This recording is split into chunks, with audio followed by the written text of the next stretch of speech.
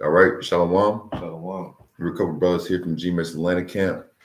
Before we get started, of course, we want to give all praises and glory to Yahweh, Ba'ashem, Yahweh Shai, Ba'ashem, Kakadash. Double honors to our apostles and elders of Great Millstone who lead, teach, and rule well. Love and honors to our fellow Akim, pushing the word in true faith and sincerity across the four corners. Shalom, peace and blessings to the sincere listeners and you sincere subscribers of the Men and Doctrine of Great Millstone. So, myself and the brother Nathaniel, this fellowship last night, waking up in the morning, wanted to get some work in, man, and just wanted to, as the title of a lesson shows, going to a point or a couple points just in wisdom. Like I said, in us waking up, spirit kind of move on us to really, go into it. Not to be long winded, so we'll get into it, man. Did you have any precepts you want to open up with? Or you want me to open? Oh yeah, you can open up with that. I got something. I just want Oh, matter of fact, what are you holding? I'm holding Proverbs 9 and 10. Let's open with that. This is Proverbs 9 and 10. It says, "The fear of the Lord is the beginning of wisdom, and the knowledge of the holy is understanding." Yeah. So, like the brother has said, when we were discussing opening up, going into the fear and how important the fear is.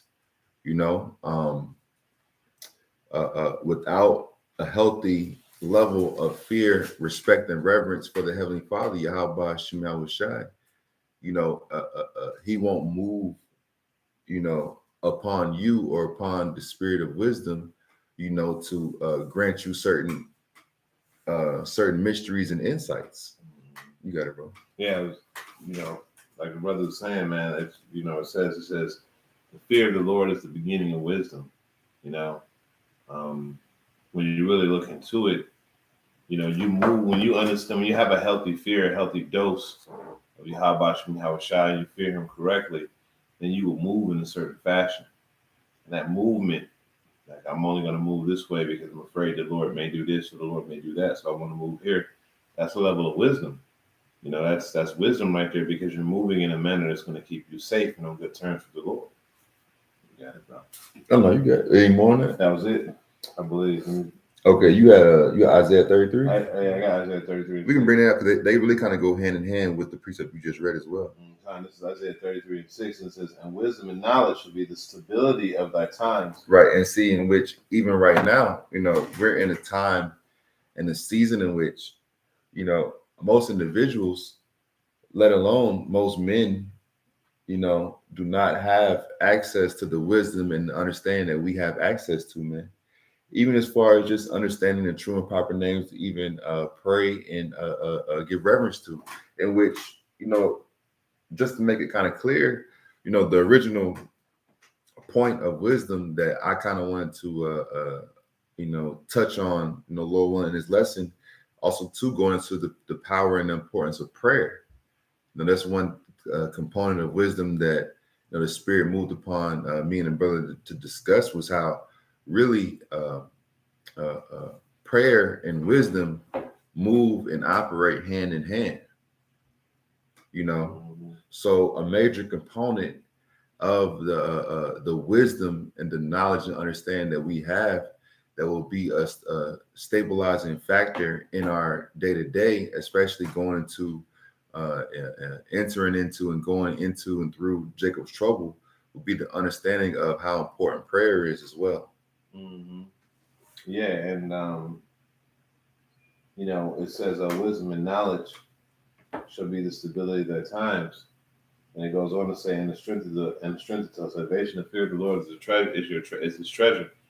That's because you understand that through prayer, as the brother was bringing out, that prayer, when you pray, you're asking, or you're pleading certain things from the Lord, okay, which is wisdom, because scriptures liken Jacob unto worms. Like, we don't know nothing. When a man thinketh he knoweth something, he knows nothing. So where do you go for your knowledge and understanding?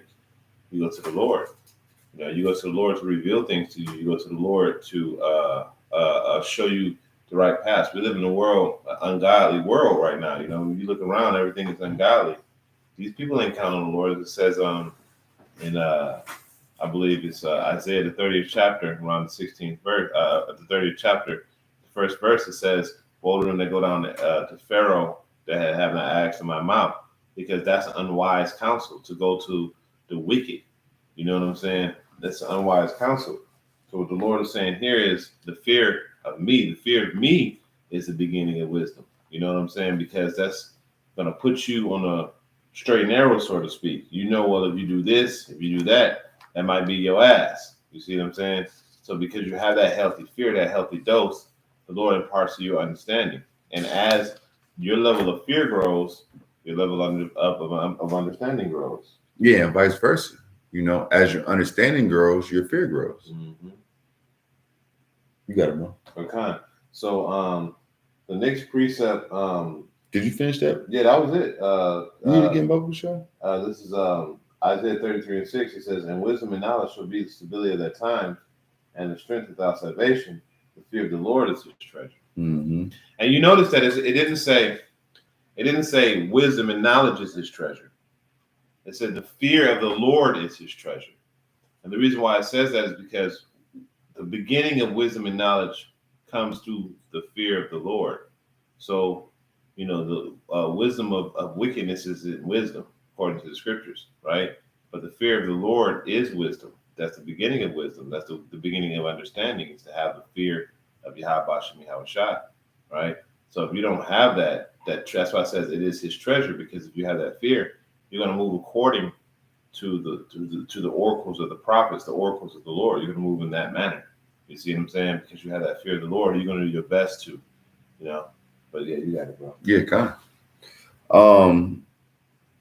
This is Wisdom of Solomon, the 8th chapter. I'm gonna start at the top. Wisdom of Solomon 8:1. It says, "Wisdom reacheth from one end to another mightily, and sweetly doth she order all things." You see, so even going to, order, man. You know what I'm saying? Like sometimes in the spirit of it, man, like certain things that come, to your doorstep, your way, or to to the body. You know what I mean? Really, as a wake up call to get things in or back into order. You see, which is an operation of wisdom. Order is an operation of wisdom. Mm-hmm. And it's a sweet thing, as the scriptures say. It says, Wisdom of Solomon 8:1, it says, "Wisdom reacheth from one end to another mightily." So it's power and wisdom. And it says, "And sweetly doth she order all things." So this is a sweet process that we're going through. In the midst of it, it feels hard, treacherous. You sometimes you feel like there is no way out. But even in wisdom, there is hope, because you're believing for something. Even going to prayer, do we really send up prayers with an expectation that they won't be answered? That's a question for every man for themselves. But if you're sending up a prayer and supplication for things that are good and righteous and holy, even if it is a so-called carnal thing, we need carnal things, and the utilization of those carnal things to even bring forth spiritual matters, even in the sense of men of old who were in the midst of pushing forth the gospel and traveling. You ain't just always walking by foot from city to city, town to town. You have resources. You have animals. You have carriages. You have boats. You see what I'm saying? In which to even have access to those things require carnal instruments. You see what I'm saying? But with that go into the sweetness of the order of wisdom. Even like the brother said, even in the beginning of it is what? Fear. Because understand that if you don't move in a particular fashion, and even in sense too, in a particular timing that you run the risk of judgment. Verse 2, Wisdom of Solomon 8:2, it says, I loved her and sought her out from my youth, and I desired to make her my spouse, and I was a lover of her beauty. Because, yeah, on the outside, really on the outside and the inside, wisdom is beautiful. But on the outside, wisdom is, of course, beautiful. But the understanding of it is, even if I'll draw a parallel. Not that you or I, we covet another man and anything they have, but let's say a man has a beautiful wife. You know what I'm saying? She's just a beautiful physical specimen. You know what I'm saying? Not that you're coveting her, but it's just in the reality of it. You're admiring her beauty. I'm not even taking it that far. Not even taking it that far. But let's say a man has a beautiful wife, and that's his wife. Like she don't deal with another man. Like that's his wife. Yeah, on the outside she's beautiful physically, but when in the confines of that home, there's certain hell that man has to go through to have that beautiful wife. It ain't just like she's beautiful in and out. Like, you know what I mean? That's a beautiful vessel. You know what I'm saying? Not even, like I said, not even that you're coveting after her, you know, not even that you admire. It's just the reality of it, you know. There's beautiful people on earth, you know what I'm saying? But for that man, he has to endure certain things about her to continue to possess that beauty. That's right. Same thing with wisdom. Like wisdom is beautiful and true within and without, in and out. But in order to keep that vessel as your wife, you understand there's certain things that you have to go through in order to continue to obtain her. Mm-hmm. Same thing with wisdom, man. You know what I'm saying?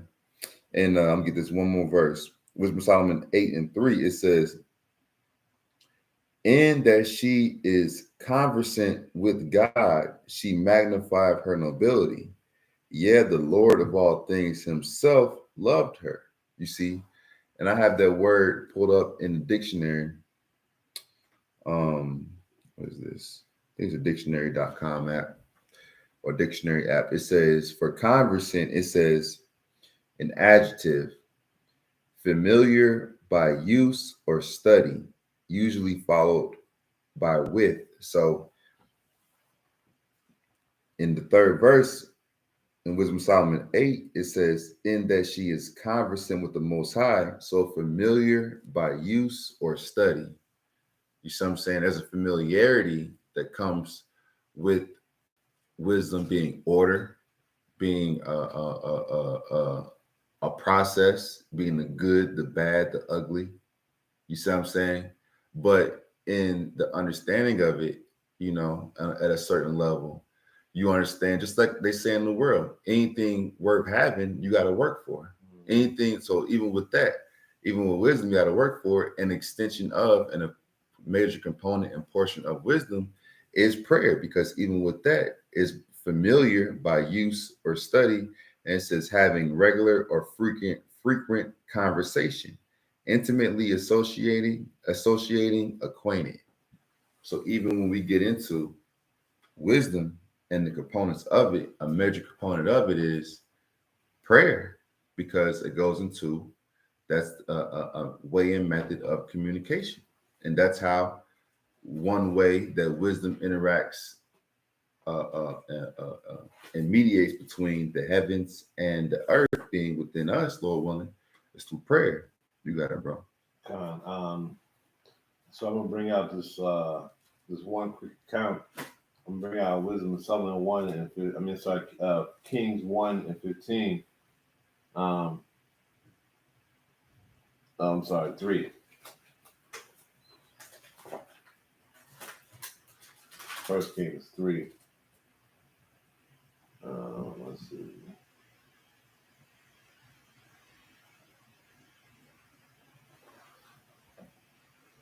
What are you looking for? I'm looking for what I'm in Second Kings, my bad.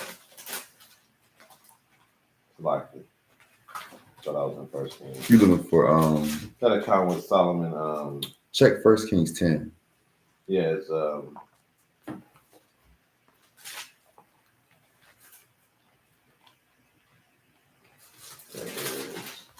Here it is right here. Um, this is First Kings 3 Okay, time. and 9. No, I'm going to start at verse 8. It says, okay, I'm going to start at verse 7, just for context sake. It says, and now, O Lord, my power, thou hast made thy servant king instead of David, my father. And I am but a little child, and I know not how to go in or come out. So King Solomon is saying, man, I don't know nothing. All right. And it says, and thy servant is in the midst of thy people, which thou hast chosen, a great people that cannot be numbered nor counted for multitude.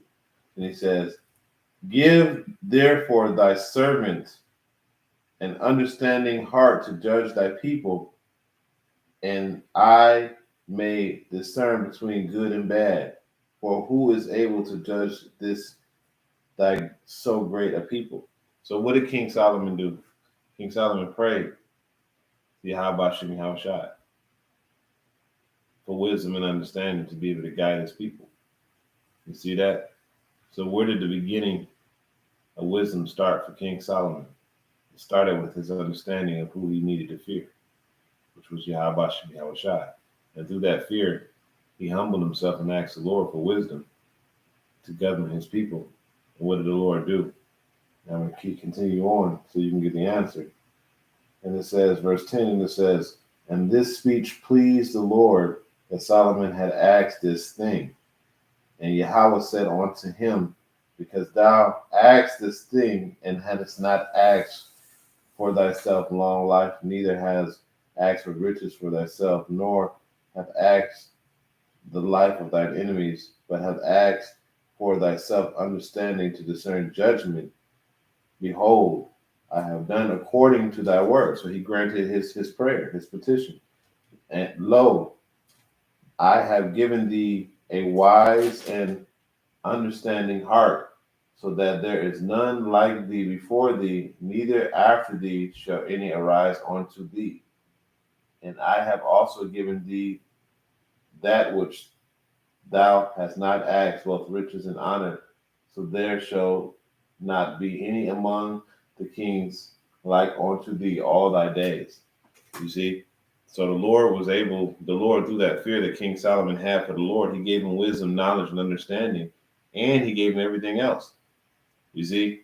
So having wisdom and knowledge pulls in everything else that you desire. You know, so if you want riches, if you want notoriety, all that stuff comes with wisdom and knowledge. But where do you get that wisdom and knowledge from? Because knowledge of wickedness is not wisdom. You get all that wisdom and knowledge from Yahweh Shem Yahushai. Mm-hmm. So through your fear and through your prayer of the Lord, it activates the wisdom and knowledge. If you look at all of the great men of our leadership, you know, starting from the elders and the apostles on down, they all have a healthy fear of Yahweh Shem Yahushai. Look how wise they are. Look how they move. Look how they function. Look how they handle situations. And then compare that to other camps that you may have seen out there and how they handle things. It's clear, you know what I'm saying, that the Lord is imparted wisdom to certain leadership.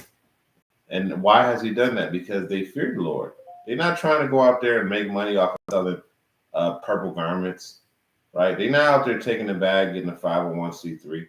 Why? Because they understand, they see the destruction that the Lord will put on people. Like, you know, there's men who's been in this thing who worship Yahweh Shem Yahushai and praise him and did this work, and then the Lord bugged them out, and they working for the enemy full time now. You know, now they working for the enemy full time now, because that right there is a terrible thing to see. Somebody getting bugged out like that, and that's why your fear got to be strong in Yahweh Shem Yahushai. You got to go and you got to pray to Yahweh Shem Yahushai so you can maintain that fear, and then the Lord will grant you that wisdom. But you got it out. You have these last verses, and that's all I have for right now. This is Wisdom of Solomon, continuing the 8th chapter. I'm going to jump down to verse 13. It says, moreover, by the means of her, being wisdom, I shall obtain immortality and leave behind me an everlasting memorial to them that come after me. You see, And see, for individuals like that, who the brother is speaking on, who really have become or are agents, they can't see, perceive, or believe the power of wisdom, that wisdom to the hopeful elect and eventually the elect will translate into immortality.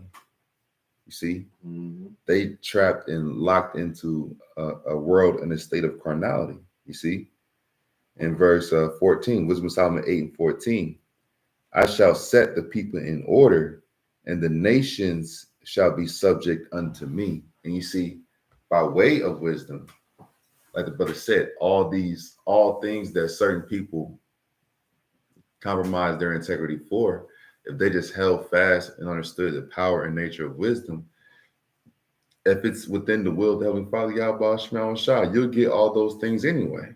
Just like he brought out in the account in First Kings with King Solomon. Through wisdom and understanding and order, you see what I'm saying?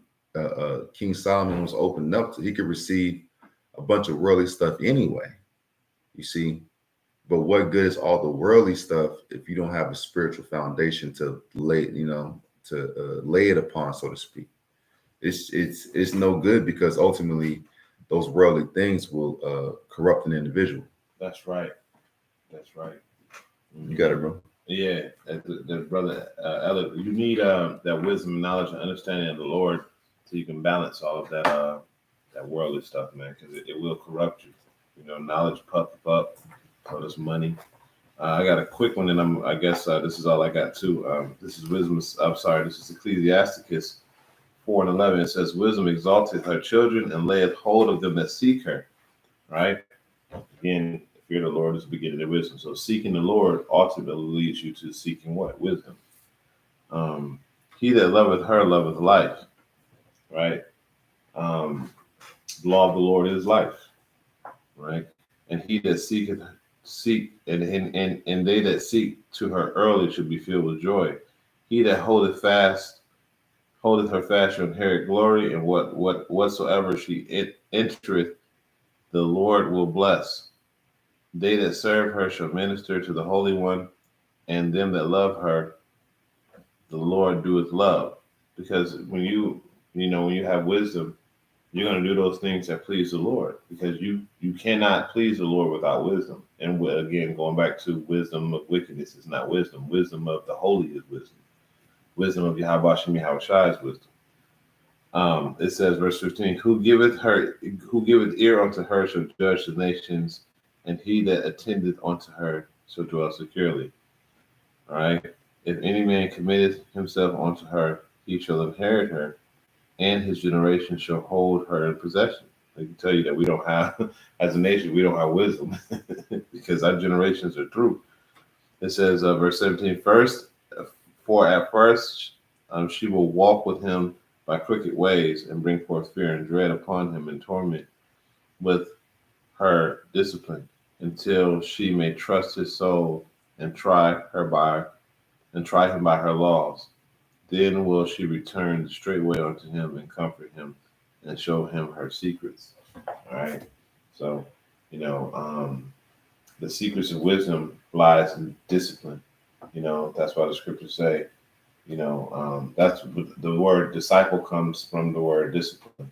You know, and the scriptures say, um, um, blessed is he that readeth, getting into this truth and going on doing the work and being disciplined. And the Lord will start to bestow wisdom upon you because you're showing that you fear the Lord, you know.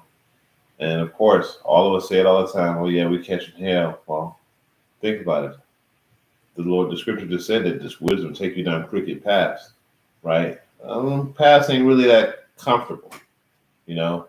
But you learn how, by sticking to the wisdom, you learn how to deal with that stuff. You learn how to deal, right? So when stuff like that comes around, you're like, I already know how to deal with it because wisdom has taught you. But you had to go down those crooked paths in order to learn that, you know. The Lord is dealing, everything gonna be fine. But then you one of them type of men that go down these crooked paths and get all bugged the hell out. Well, wisdom tried you and you failed. You know what I'm saying? That's why the fear of the Lord is the most important thing, because that right there is secured. That the fear of the Lord is what secures your wisdom. That's why the scriptures say that's the beginning of wisdom, because that's the foundation. All right, but that's pretty much all I had. You close it up. All right, so with that, that was pretty much it. Pray this was an edifying lesson. Ending off by giving all praise, glory, and honor to Yahweh, Ba'Shem, Yahweh Shai, Ba'Shem, Rakadash. Once again, double honors to our elders and apostle, great millstone. Until the next time, Maki, we say shalom. Shalom. Yes, sir. To our brother. That's